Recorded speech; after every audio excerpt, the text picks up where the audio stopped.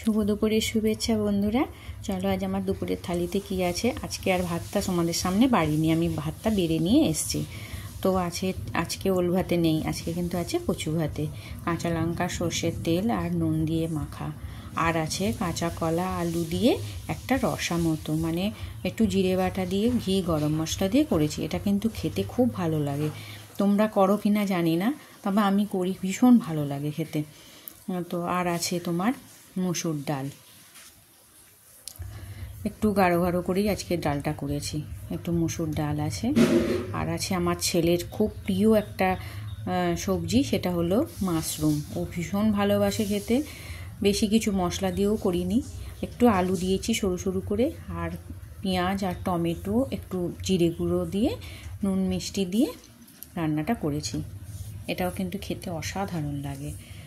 আর আছে পমফ্রেট মাছের সর্ষে পোস্ত বাটা দিয়ে ঝাল, নামানোর আগে একটু ধনেপাতা দিয়ে নিয়েছি।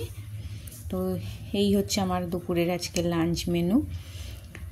তো আমার থালিটা সাজানো কেমন হয়েছে, আমার মেনুগুলো কেমন হয়েছে অবশ্যই তোমরা জানিও।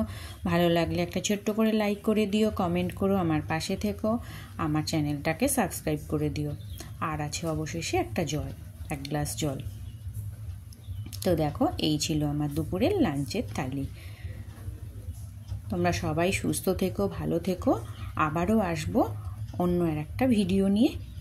এইরকমই দুপুরের লাঞ্চ থালি কেমন, বেশ কিছুদিন ধরে কোনো রান্নাও করা হচ্ছে না, সেইভাবে ভিডিওও দিতে পারছি না।